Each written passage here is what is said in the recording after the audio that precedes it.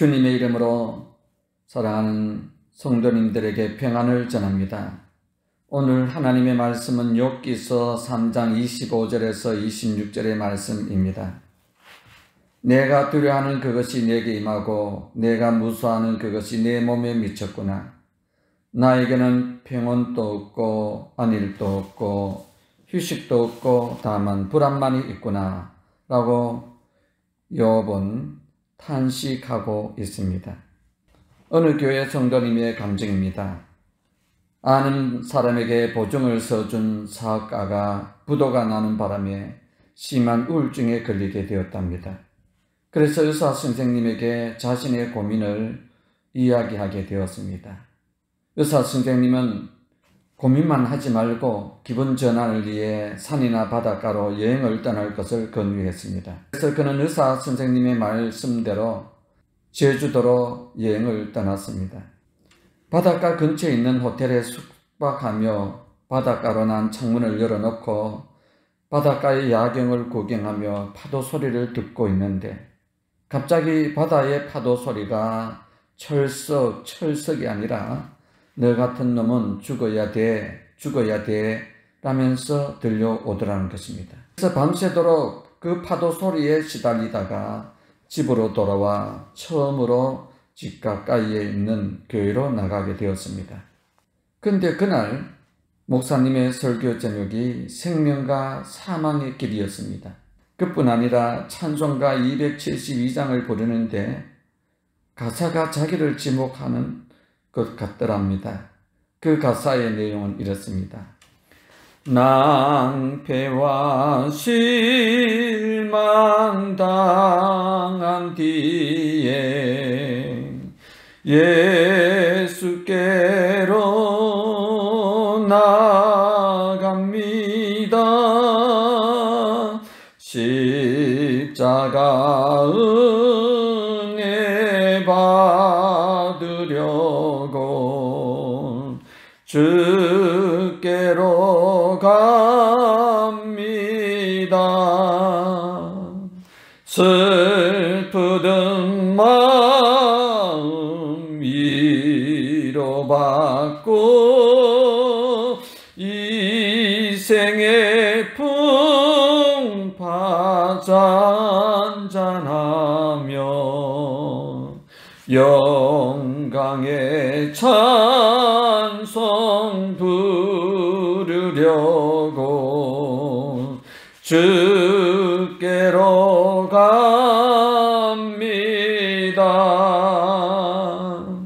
고통의 멍에 벗으려고 예수께로 나갑니다. 자유와 기쁨 베푸시는 주께로 갑니다. 병든 내 몸이 튼튼하고 빈궁한 삶이 부해지며 그는 그 자리에서 주님을 만나고 마음의 평강을 얻어 지금은 모든 것을 다 해결하고 다시 건실하게 사업을 잘하고 있다는 간증의 내용입니다. 그렇습니다. 성경의 인물들 중에도 다윗, 예레미야, 모세, 엘리야, 바울, 사도 등도 절망하는 모습을 성경에는 기록이 되어 있습니다. 한때 영국교회에 놀라운 부흥을 일으켰던 찰스 스펄전 목사님도 깊은 슬럼프에 빠진 적이 있었답니다. 그는 이렇게 고백합니다. 나는 오늘 영국 런던에서 가장 큰 교회인 메트로폴리탄 성전에서 웅장하게 설교하고 있지만 내 마음의 상태는 고뇌와 상심으로 시달리고 있습니다 라고 고백했던 것입니다. 종교개혁자 마르틴 루터도 내 영혼의 어두운 밤을 맞이하여 지옥의 문턱까지 경험했다고 고백합니다. 오늘 본문 욥도 자기를 위로해 주려 온 친구들의 건장한 모습 앞에 자신이 자신과 비교해 보니 자신이 서글프고 처량하게 느껴졌습니다. 그리고 하나님은 욥의 고난에 대해 침묵을 하고 계시니 욥은 답답해합니다. 욥기서 3장 11절의 말씀에 보면 욥은 이렇게 탄식합니다. 어찌하여 내가 태에서 죽어 나오지 아니하였던가? 어찌하여 내 어머니가 해산할 때에 내가 숨지지 아니하였던가? 본문 25절과 26절의 말씀에 보면 욥은 이렇게 탄식합니다. 내가 두려워하는 그것이 내게 임하고 내가 무서워하는 그것이 내 몸에 미쳤구나. 나에게는 평온도 없고 안일도 없고 휴식도 없고 다만 불안만이 있구나 라고 고백합니다. 욥기서 3장에서 특징 3가지를 발견할 수 있습니다. 욥기 3장은 나라는 낱말이 20회 나옵니다. 3절에 내가 난 날이 멸망하였더라면, 21절에 보시면 어찌하여 내가 태에서 죽어 나오지 아니하였던가? 어찌하여 내 어머니가 해산할 때에 내가 숨지지 아니하였던가? 24절에 보시면 나는 음식 앞에서도 탄식이 나며 내가 앓는 소리는 물이 쏟아지는 소리 같구나. 25절에는 내가 두려워하는 그것이 내게 임하고 내가 무서워하는 그것이 내 몸에 미쳤구나. 26절에 보시면 나에게는 평온도 없고 안일도 없고 휴식도 없고 다만 불안만이 있구나라고 내 자신에 대한 고뇌에 찬 그런 탄식이 흘러나오고 있습니다. 욥은 자신의 모습을 바라볼 때에 열등한 나, 병든 나, 인생에 실패한 나, 절망에 처한 나, 좌절에 처한 나, 자신이 없는 나, 무능한 나, 이처럼 자신의 결점 많은 자신의 속을 보니 점점 인생의 절망의 어두운 그늘 아래로 내려가고 있음을 봅니다. 두 번째로 욥기 3장에 보면 어찌하여라는 낱말이 4번이나 나옵니다. 욥기서 3장 11절에 보시면 어찌하여 내가 태에서 죽어 나오지 아니하였던가? 어찌하여 내 어머니가 해산할 때에 내가 숨지지 아니하였던가? 20절에 보시면 어찌하여 고난당하는 자에게 빛을 주셨으며 마음이 아픈 자에게 생명을 주셨는고라면서 자신이 어찌하여 왜? 라는 생각은 왜 하필 나에게 어찌하여 이런 일이 찾아왔는가? 불행이 찾아왔는가? 하는 하나님에 대한 원망의 소리와 자신의 지나간 인생의 실패자의 모습으로 비춰지고 있습니다. 세 번째로 욥기서 3장에는 하였더라면 이란 이 단어가 15회나 나옵니다. 그 사람, 그 사건만 아니하였더라면 하는 환경 탓으로 돌리고 있습니다.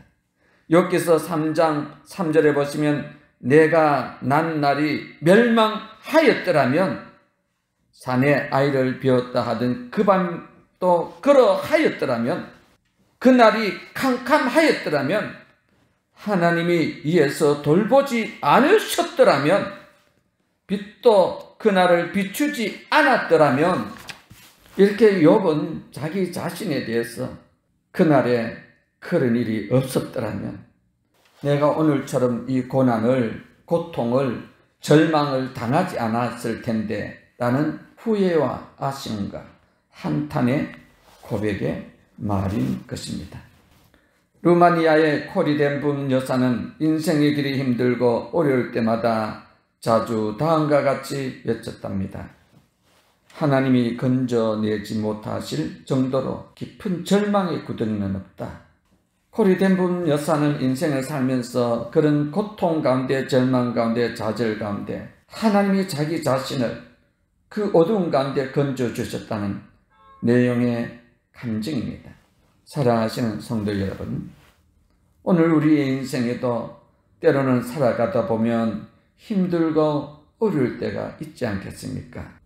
우리는 그때마다 지금까지도 하나님의 도우심과 하나님의 보호하신가, 하나님의 돌보신가, 하나님의 건져주신가, 하나님의 축복 속에 살아왔습니다. 앞으로 남은 인생에 가는 길에도 어떠한 고난과 역경의 밤이 깊어질지라도 우리가 하나님의 도우심의 손을 의지하며 살아가길 원합니다. 고린도전서 10장 13절의 말씀에 보면 바울 사도는 이렇게 말씀하고 있습니다. 사람이 감당할 시험 밖에는 너희가 당할 것이 없나니 오직 하나님은 미쁘사 너희가 감당하지 못할 시험 당함을 허락하지 아니하시고 시험 당할 즈음에 또한 피할 길을 내사 너희로 능히 감당하게 하시느니라고 말씀하셨습니다. 성경 속의 믿음의 사람 다윗도 험난하고 힘들 때 영적 침체에 빠지기도 했으나 그가 헤쳐나올 수 있었던 비결은 오직 하나님만 바라보았기 때문입니다. 시편 42편 11절에 보시면 다윗은 이런 고백을 하고 있습니다. 내 영혼아 내가 어찌하여 낙심하며 어찌하여 내 속에서 불안해하는가. 너는 하나님께 소망을 두라. 나는 그가 나타나 도우심으로 말미암아 내 하나님을 여전히 찬송하리로다고 고백했습니다. 다윗은 어려운 강대 속에서도 찬양을 잊지 아니하시고 하나님을 향하여 하나님을 바라보았습니다. 시편 62편 5절에 보시면 나의 영혼아 잠잠히 하나님만 바라라. 무릇 나의 소망이 그로부터 나오는 도다고 말하고 있습니다. 말씀을 맺겠습니다. 욥은 인생이 힘들수록 주님을 바라보며 살아갔다는 것입니다. 욥기서 23장 10절에 보시면 그러나 내가 가는 길을 그가 아시나니 그가 나를 단련하신 후에는 내가 순금같이 되어 나오리라고 고백하고 있습니다. 욥은 영혼의 어두운 밤을 믿음으로 잘 통과한 후 승리의 새 아침을 맞이하였고 우리에게 밝은 빛을 보여주고 있습니다. 우리 인생에 가는 길이 때로는 어렵고 힘들 때에 욥처럼 다시 한번 주님을 바라보기를 원합니다. 주님의 도우심의 손길, 전능자의 손길, 여호와의 능력의 손길, 주님의 강하신 손이 나타나 코리 둥분 여사가 말한 것처럼 하나님이 건져내지 못하실 정도로 깊은 절망의 구덩이 없다는 것을 알고 하나님의 도우심의 손길이 나타나는 역사가 있기를 원합니다. 주님을 바라볼 때에 우울한 모든 것들은 떠나가고 기쁨으로 가득 채워지는 그런 성령의 충만한 역사가 있기를 원합니다. 주님과 함께 어떠한 고난과 어떠한 힘든 것과 어떠한 어려움 속에서도 절망을 이겨내고 삶의 희망과 소망이 넘치기를 주의 이름으로 축원드립니다.